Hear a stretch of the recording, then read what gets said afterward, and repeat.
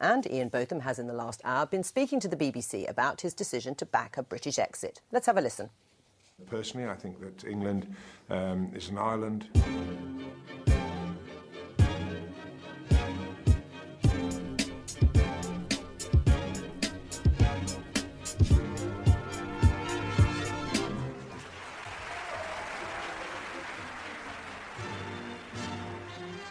Welcome to episode 9 of the Gristle Digest, the only weekly podcast that comes with a free poster of 80s comedy legend Bobby Davro and a cookbook of Pan-Asian recipes compiled by former England batsman Mark Butcher. Wowzers. Today is the 30th of May. My name is Boris and I'm joined as ever by my good friend Paul Moss. How's it going, Paul? It is going, none too bad at all. None too bad at all. Excellent. This week, Paul, EU Referendum Special. It's Refmageddon. It's Reficide 16. Reflemania is where we are. Oh, quality. Just coming up with these, just riffing. That's right. With Britain set to decide on EU membership in just over 3 weeks, we are going to break down everything you need to know about the debate. So when you stumble into the voting booth on the 23rd of June, you feel ready to do battle and intensely sensual in a way you never thought possible. So start off with Paul. Wowzers. Yeah. First, we're going to bring you a poll update. We're going to bring you live poll updates throughout this entire episode. So we're bringing you live a poll update throughout the show, keeping you in the thick of the action, keeping our finger on the nation's pulse. If we take a look at the first poll, taken on the Daily Mirror website, and the Remain campaign is on 44%. Ooh. The Leave campaign is 36%. And 18% say they love beer and tits. So awesome. That's awesome. The Daily Mail. But there's genuinely 80% undecided at the moment, according to the Daily Mirror. The Daily Express, or the Express generally, has Remain on 46 and Leave on 36. But video on its website displays a completely different set of figures. So it's not clear what the Express position is. But interestingly, though, if you look at the bookmakers, they have a very different sort of opinion. That's where you got to go for the truth. And I think I agree with you. Yeah. And the bookmakers, so Betfair, has it, so in percentage odds rather than sort of number odds, has it as 81% likely that Britain will vote to remain and 19% likely that Britain will vote to leave. And I think that's quite telling in a way. We will see if that changes, Paul, throughout the course of this show. Wowzers. Because it could. You never know. Well, I'd like to think we're probably making a difference now. I like to think probably are making a difference, mate. Probably getting a bit of swing one way or the other. Exactly. I haven't got a swingometer, but maybe next year. Maybe when there's another referendum. So you're probably thinking, Paul. I'm thinking. And the public at large. The economic arguments concerning the EU membership are important. Of course. As are the political and social ramifications. You've got to consider your political, social ramifications. That's a given. Exactly. But the greatest concern to us all, really, is which celebrities are voting Leave and which are voting Remain. This is how I make decisions on literally everything. Precisely. If celebrities didn't do stuff, I really wouldn't know. I wouldn't know what to do. I'd be clueless. Exactly. I'd just sit at home, lap it up. Yeah. But so I've got a few kind of disciples for both camps. Go for it. And I'll run through a few of them for you if you would indulge me. I would be happy to. on the Leave campaign to start with, firstly we've got Sir Michael Caine. Who once said, unless there was some extremely significant, I can't do his voice, extremely significant changes, we should get out. You cannot be dictated to by thousands of faceless civil servants. That was a poor attempt there at the end. Not a bad attempt at all, Kano. But there you go, that's Kano. On the way out. Yeah, it doesn't like it. Doesn't it? Ironically made fame in The Italian Job, but now quite against this European working. Good grief. Okay, next on the list, Paul, of celebrity leavers is the one and only Dragon's Den Supremo, Duncan Bannatyne. Banners. I'm shocked. Exactly. Shocked I was, very shocked. But he once said to his Twitter followers, "There are many, many reasons, but when I consider all of them, I know we are better off out of it." Many. I'm out. That's it. That's his catchphrase, though, isn't it? Exactly. He's just doing that to promote. He's probably got a book out. I'm out. Yeah. So that's banners. Next on the list of celebrity leavers, Kate Hopkins. No way. Not level-headed, rational Katie Hopkins. Yeah. Yeah, no surprises there. Infamous big-nosed renter right-wing gob Kate Hopkins is, of course, voting leave, once saying, "We are about to be deluged by a wave of immigration, and I don't think it's something our country can cope with anymore." Hoppers. In a situation where I'm sure someone didn't really even ask her about immigration, she just threw that in there anyway. She was probably just ordering breakfast somewhere. She was probably just orange juice, Miss Hopkins. We can't handle any more immigration. We can't. The next one, Paul, I think might genuinely surprise you. It's so the final celebrity leaver is former glorious Spurs footballer who later disgraced himself by joining the shit-stained ranks of Arsenal, Sol Campbell. No. Exactly. Sol Campbell opposes free movement of people, saying, "If we want to see more English stars like Harry Kane rise through the ranks, we should take back control and vote leave." Says Sol Campbell. Yeah, that is a brilliant point. Want to see some more players like Harry Kane coming up through the ranks, Sol? Maybe you stay at Tottenham, Sol. You know what I'm saying to you, Sol? He's got a point though. I am sick of EU policies getting in the way of developing Premier League football. Tell me about it. Get your dirty French fingers off our league. Every time I see England go out of a major tournament, I'm like, that's because of the fucking EU. The EU. You know? So that's the celebrity leavers, Paul. I'm swayed slightly. That is what a handsome group of celebrities there. Wow. What they are. Banners, Campbell, I don't know what to Hopkins and Kane. Also, actually, I think Ian Botham is part of the ranks. Yeah. Beef.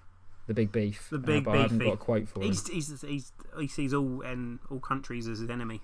Yeah. It's just the warrior spirit of Ian Botham. That's all that is. Yeah, everyone's too many shredded weight. Everyone's just a little bit like the Aussies, so I hate them. Just they've got some sort of connection to the Aussies. He's kind of like Australian. I bloody hate him. All right, babe.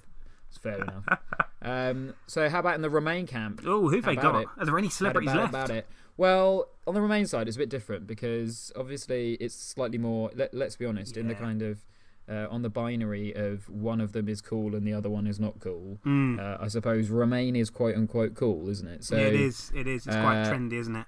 Rather than kind of scattered opinions across, a pantheon of dickheads, it's more like the worst kind of pantheon. The worst kind of pantheon. It's instead that they've got there's the campaign has benefited from an open letter of over 250 actors and celebs. Wow. And general beautiful, good-looking people, including Benedict Cumberbatch, Paloma Faith, Danny Boyle, Helena Bonham Carter, Dominic West and Samuel Taylor Johnson. Not to mention Steve Coogan, Thandie Newton, Jude Law, Patrick Stewart, and former Kids TV presenter Andy Peters. All right, in the mix. Well, if Peters is doing it, Peters. No, I don't know if he is, but I threw it in there. I reckon he probably would. It's got to be, isn't he? I can't imagine. He strikes me as very liberal. Yeah, I think so. I mean, look at Ed the Duck. Do you know what I mean? Yeah, Ed the Duck, and he was Romanian, wasn't he? Ed the Duck was Romanian, and Romanian, I think most people would think that Ed the Duck was at least centre left. Yeah, you know what I mean? If not, definitely. More, he was rumoured to be somewhat of a Marxist in his university days. Yeah, very much kept his. Him and Gordon the Goaf. Yeah, churning out them pamphlets. Ting, get me. So that's a celeb letter. But do you want to hear it? I've got a portion of that letter. Please do. That they all wrote, and here it is. It's from the smallest gallery to the biggest blockbuster. Many of us have worked on projects that would have never happened without vital EU funding or by collaborating across borders. Okay, slightly different point there, celebs, but never mind, let's focus. Britain is not just stronger in Europe, it is more imaginative and more creative, and our global creative success would be severely weakened by walking away. Walk away, walk away. That's not in there. No. From the Bard to Bowie. The Bard, really? Like in the EU in 72, but whatever. Yeah. From the Bard to Bowie, British creativity inspires and influences the rest of the world. That's true. Yeah, that's true. That is. We believe that being part of the EU bolsters Britain's leading role on the world stage. Let's not become an outsider, shouting from the wings. What a metaphor to throw in there at the end. Oh, yeah. Theatre. That is. Related. for the thespians in the out there. So that's the Remain campaign. Wow. Kind of Remainers. I'm truly torn by this. I mean, aren't you torn? If we leave, does that mean no more amazing British movies that keep coming out? Like, those British films. Yeah, that British film. You know that British film? You know the British one? It's really good. The British one with that British guy in it who did that. Not Simon Pegg, the other one. He was in that thing, wasn't he? He was in that thing. And if we leave the EU, that is game over. Happen. So that will not happen. I'm swayed there, but then on the other side, Michael Caine. I mean, he single-handedly took on the Zulus. Maybe I've got a little bit of information. Oh, well. Maybe this will sway you. Yeah? Go for it. In case you're wondering, Ched Evans is voting Leave, and Stephen Hawkins and 150 other Royal Society scientists are voting Remain. Just saying. Wow. Wow. But then who do you go with on that argument there? Because I don't know.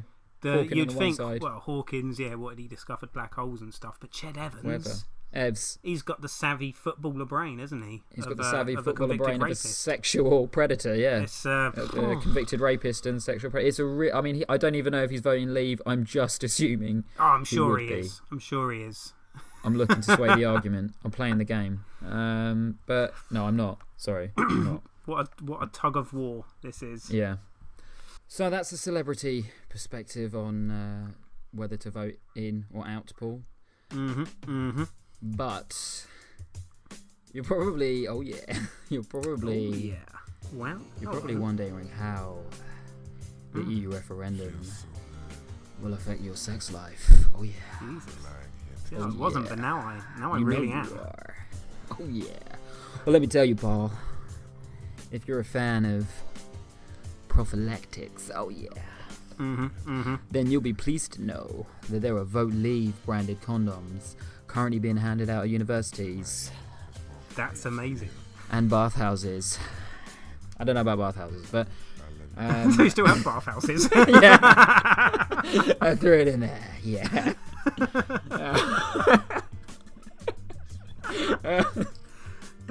However, if Britain does leave, condoms will probably rise in price, and the UK market will be flooded by inferior US condoms, particularly those from the Catholic condom manufacturer Sin Sleeves, where every condom is pricked with holes. So using every condom is still a sin. Oh yeah, that's amazing. Pricked with holes by holy pricks. That is. So if we leave, you better learn the withdrawal method. Oh baby. So. Wowzers.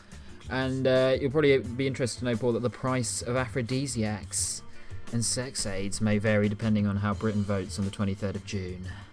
Price... all right, I'm listening now. What one's going to affect it? What am I... Well, the price of oysters conceivably could fall if Britain regains control of its fisheries. It's really sexy fisheries. But we do have some of the sexiest fisheries. Yeah.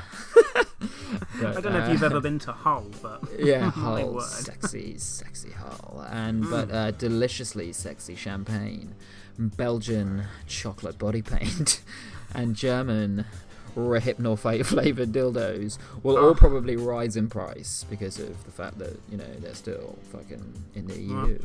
There we go, people. Stay. Yeah. There it is. So stay away from those. All right. And finally, wrap it up. Finally, for those couples that like to watch the odd naughty movie, whether Britain stays in or leaves, your future is set to completely unchanged, because Britain's airwaves currently broadcast more porn channels than any other country in Europe, including Germany and Holland. Go on. Pervy pairs looking to catch a chat from Manchester going, oh yeah, that's bloody lovely, won't be disappointed because there'll still be plenty of that. Brilliant. I was really worried then. So that's how the EU referendum will affect your sex life.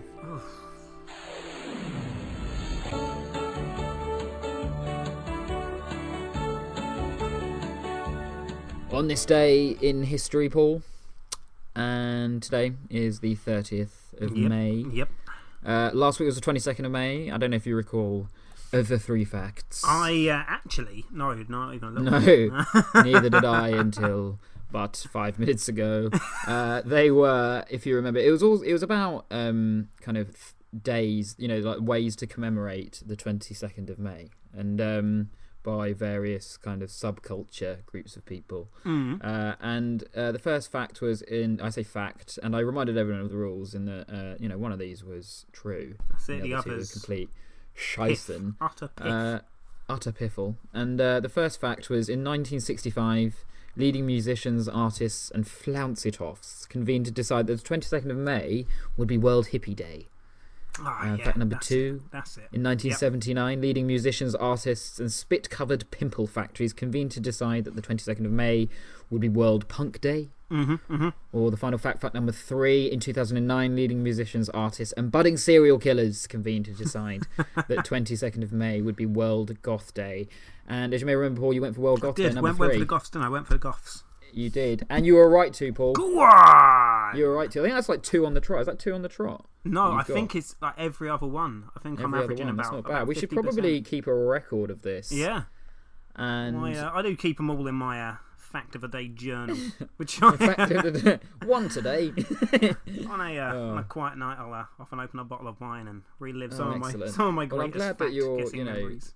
I'm glad that you're celebrating in the correct way, celebrating each victory and giving it the due acknowledgement it deserves. Definitely. This is a big thing. Yeah, World Goth Day, mate. Just as you may recall. I said some discouraging things about goths because they. Well, you said it's because they were kind of attention-seeking and needy. Yeah. And I'll just give you. So the World Goth Day is described by its own website, so wgd.com or whatever it is, as a day where the goth scene gets to celebrate its own being and an opportunity to make its presence known to the rest of the world. So I think you might have been spot on, actually. In hindsight. I was feeling kind of bad, like, maybe I've offended some goth listeners, but now it's just confirmed it. No, I don't think you got to feel bad about that one, fella. Nah. I think you're all right there. Plus, the good thing about goths, if you do make them feel bad, that's kind of what their whole thing is. So that's kind of what they like. Can't really do any harm. They'd probably get more pissed off if you were really nice. If you were like, oh, that is a nice shade of lipstick, mate. That's such a nice thing you're doing, yeah. Yeah. Well, they'd be like, oh, you bring me down. Everyone's a winner, baby. That's the truth. That is the truth. This week, Paul, facts, 30th of May. 30th of May, and this involves this week's facts involve politicians, essentially, who have killed people. Oh, Jesus. Bloody killed them. Wowzers. In duels. I challenge you to a duel. That kind of duel. Yeah. All right. So, fact number 1. So remember, one of these happened. 2 of these are utter heissen scheissen. That's kind of scheissen. It's the worst kind. Steaming, etc. In 1745, Member of Parliament for Hackney and Bow, Terence Grantchester, killed merchant banker Ezekiel Gabenz in a duel after Gabenz accused Grantchester's wife of infidelity. And fact number 2, in 1806, future US President Andrew Jackson killed Charles Dickinson in a duel after Dickinson accused Jackson's wife of bigamy. And in 1869, French nobleman Laurence de Beauveau-Lechamp killed fellow nobleman Henri Lesieux de Mauvignon in a duel after Lesieux de Mauvignon accused Beauveau-Lechamp's wife of theft. Your wife is a thief. Your wife is nothing but a dirty thief. A dirty thief. For she has stolen my heart. I don't know about that last bit. She has stolen my heart and my crabs. And my grouse. My grouse. But so, 3 facts there, Paul. You've got a MP for Hackney and Bow. Yep. Killing a merchant. Yep. Future US President. So he's a senator. No, I think he's a senator. Andrew Jackson killing Charles Dickinson. Yeah, yeah. Or French nobleman Laurence de Beauveau-Lechamp killing Henri de Lesieux. In a duel in France. So there's an Englishman, a Frenchman, an American, a Frenchman, an American, and they kill someone. My money's probably on a Yank. Andrew Jackson, was it? Yeah. Yeah, I reckon it's him. Andrew Jackson sounds like a bad egg. He sounds like a bad egg. Answers next week. Only in UK. Only in UK. This week, I'm terribly excited as I've slid my large, purple love bus deep into another of Britain's back alleys, spreading the UKIP message of a stronger, brighter Britain outside of the EU.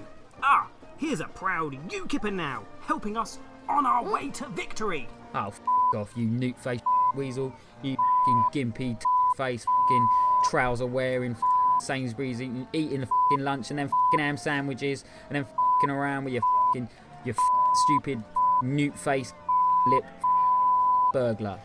Excellent! Just the passion we need to make us great again.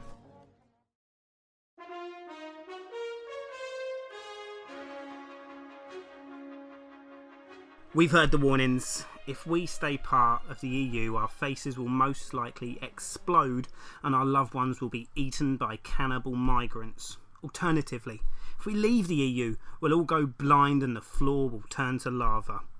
One of those statements is almost certainly true, but we won't find out which one until all the dust settles on June 24th. This is the Moss Report, and I'm talking EU referendum, baby. Oh my god. Oh my god, indeed. Now, for the last few months, all you've likely heard about is the EU referendum. You've heard fear-mongering from the Stay campaigners, you've heard bullshit from the Leave campaigners, and if you're anything like me, you're so painfully tired of the whole affair that you no longer actually give 2/10 of a shit about what happens. The petty and childish ways both sides have gone about trying to convince the British public to vote has been embarrassing to all involved, and as a result, voters are less informed and considerably more stupid than we were 6 months ago. With every day that passes, we're spoon-fed more and more bullshit as this situation boils on. It doesn't even seem like a political issue being debated by our elected officials anymore. It feels more like a Twitter argument that's somehow come to life in the physical world and taken over our TVs and newspapers. What we are witnessing is the first reality TV political movement. Unlike almost all big decisions that have come before us, we aren't being persuaded by informed experts or by facts or a swingometer. Instead, we have characters. That Boris Johnson, he's a character, isn't he? Hey. Although that character is the rogue from the Evelyn Waugh novel. Yeah. Or Nigel Farage, he's a character, eh? Loves his beer, speaks his mind, looks like a racist newt. What's not to bloody love? And don't worry, #InCrowd, because here comes Eddie Izzard dressed up like Sue Pollard to bring some balance to the debate. A prime example of how this is not like anything we've ever faced in the UK before was a competition that was launched this week by the Pro-Leave campaign. It offered every man, woman and child in Great Britain the opportunity to win £50 million. £50 million. Whoa. Now, the reason it's 50 million is because that's how much we give to the EU every day. I mean, it's not. That's just an arbitrary sum barked out by madmen, but that's the reason, apparently. And all you have to do, it's really easy actually, all you have to do to win these 50 million bucks is correctly guess every result in all 51 games in this summer's Euros. Easy. Easy as that. You know, easy. I mean, the odds, they're about 11 squillion to 1. What I don't get, though, is why the actual fuck are we informing voters this way? When did the world become so dumbed down, so politically lethargic and so repulsed by anything even resembling a sensible debate or a fact that this was decided the best way to sway voters? The one upshot of this kind of media circus political war that's going on is that more people are predicted to vote on June 23rd than at any election in modern history. And that should be a really, really good thing. But when it's a populace going to vote on emotion instead of fact, when we are forming our political opinions in the same manner we decide who we're backing on X Factor finals night, we are in serious trouble, my friend. Serious trouble indeed. So what we need is a way to engage voters using the type of gaudy social media friendly shittery that's worked so well in the build up to this referendum. Wow. What about that? What about that indeed? Yeah, it's I think I sort of got a bit of a like it's a social media election type feeling. Yeah. With the last general election, to be honest, and I think that it was leaning that way. Wasn't this is how it's going to be now, actually. In terms of elections going forward and referendums and whatnot.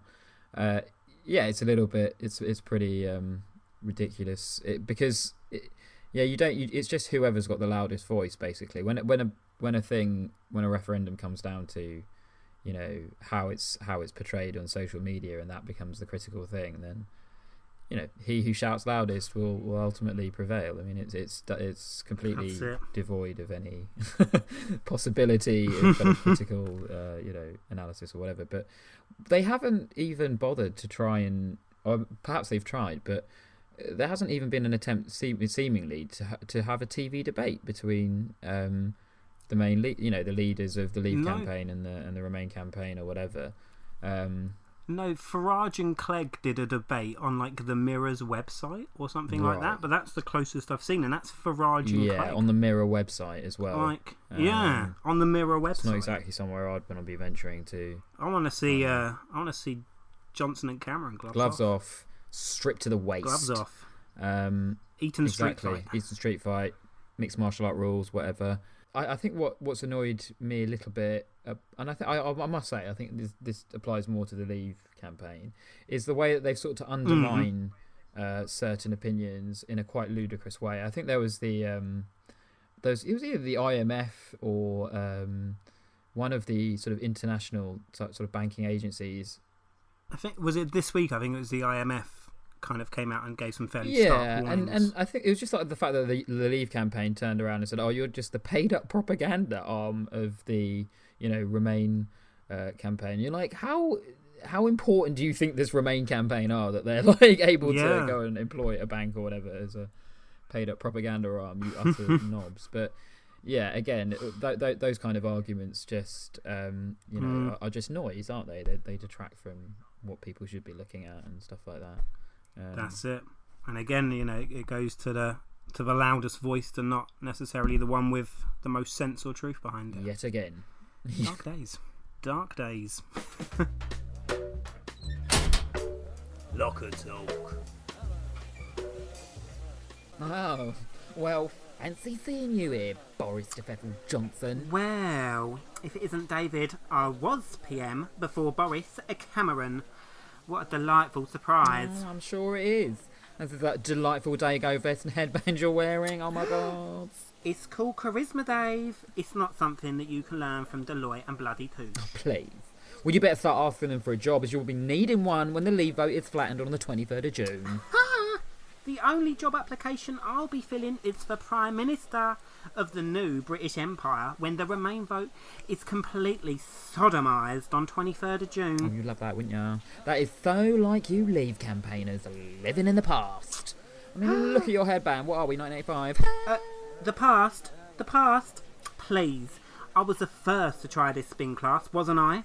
You only started coming here after I heard about it from me and Govey. Oh, you and bloody Govey. Best mate Govey. God. He's a good man. He was piling around with that puppet-faced wanker. You know he's a dog paedophile, don't you? What? Oh, that is rubbish. Oh, that is rubbish. Everyone knows he interferes with underage dogs. What do you think he goes to Crufts every year? You silly Leave campaign. It's certainly got you some nice new friends, hasn't it? That is just like the Remain campaign. Scare tactics and misinformation. Govey, I will have you know, is an avid breeder of Labradoodles and Colombian Bull Terriers. Bet he is. He is. That's why he goes to Crufts every year, sweetheart, celebrating a great British institution. Or have you forgotten what one of those are? Oh, shut up, you plonker. Oh, come on, Dave. When will you come out of the closet? What are you talking about? You know exactly what I'm talking about. When will you come out of the Brexit closet? Oh. You hate the EU, Merkel and that horrible little frog. Why won't you just admit it? How dare you? And besides, why won't you come out of the Brexit closet?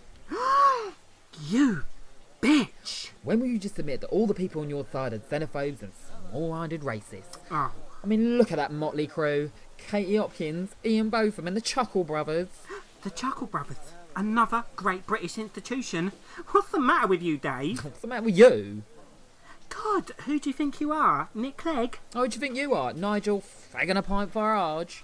Well, you won't be able to have a fag and a pint in a Franco-German superstate. It'll be bloody spliffs and spritzers. The only fags you'll be smoking if we leave will be illegal Uzbek imports. We will all be poorer than a family of Geordie sex workers, we will. Ha!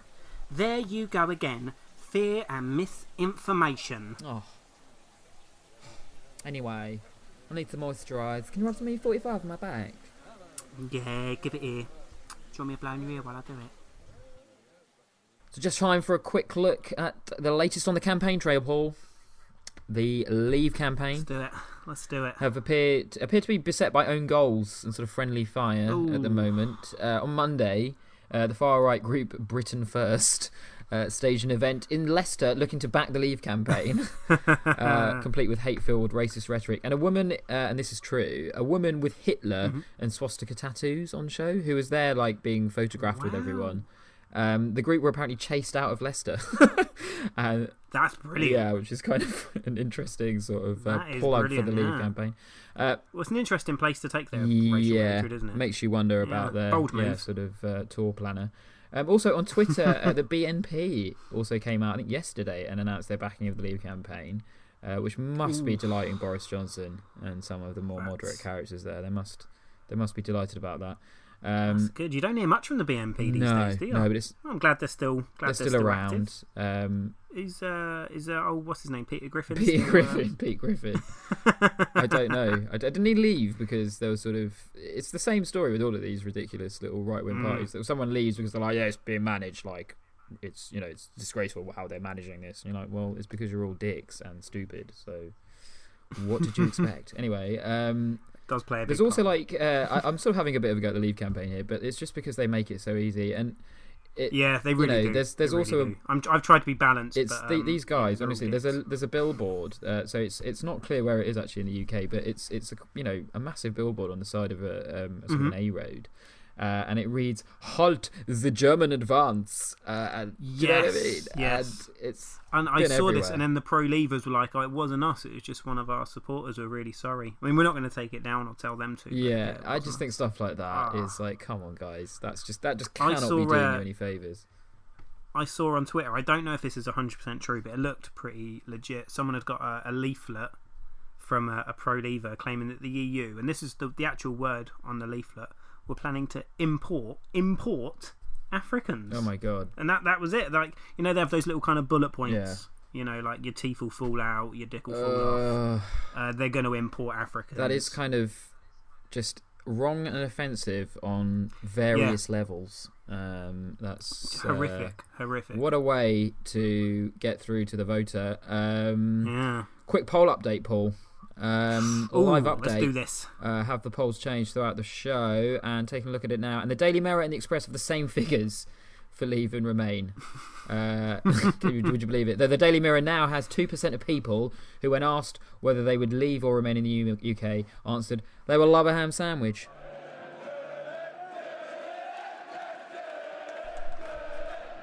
Sport. I haven't really got a referendum theme to the sport, Paul. I'm sorry about that. It's kind of just sport. No big sporting prowess from any pro-leavers. Nothing. There aren't any kind of leave-related sportsmen or Remain. It's kind of sucky, but I'll start with douchebag sportsman of the week as ever, if you wouldn't mind. This week it's Australian Grand Prix driver Daniel Ricciardo, I think that's how you say his name, who claimed his own Red Bull team screwed him. They screwed me.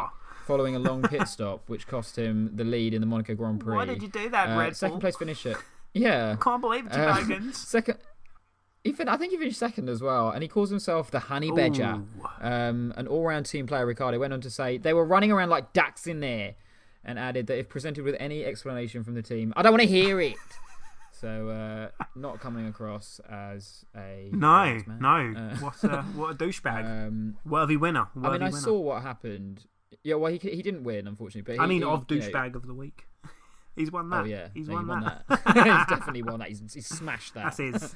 No pit stop ruined him for that one. But, what happened in the pits was kind of annoying, and it did probably cost. I don't know if it cost him the race, but it certainly cost him the lead at one point in the race.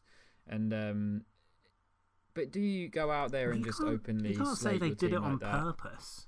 I know. I mean, what the hell? Yeah. They screwed me. They bloody hate me in there. It's just like, Mr. Ricciardo, you need to just chill the F out, really. So that's douchebag of the week. Unlucky bastard of the week. Probably this won't come as a surprise. And it's got a Euro slant to it. Yes. You'll be delighted to hear. And it's this week's unlucky bastard is Atletico Madrid footballer Juan Fran.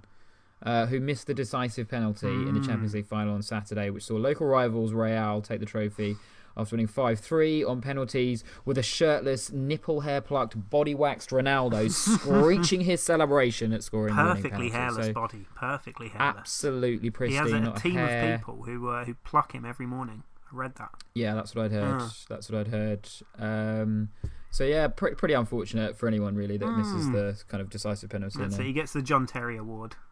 Yeah, and they'd played pretty well in that game up until that point. I mean, let's not forget here. I mean, Real have got a huge amount more resources. A team of megastars, aren't they? A team of megastars. The Galacticos and all the rest of it. And Gareth Bale before the match said that no one in the Atletico squad would start for Real Madrid. So it's nice to know that he's really humble. Yeah, but what a humble man. Humble he's not become a Gareth dick Bale since leaving Spurs. I'm glad about that. Yep.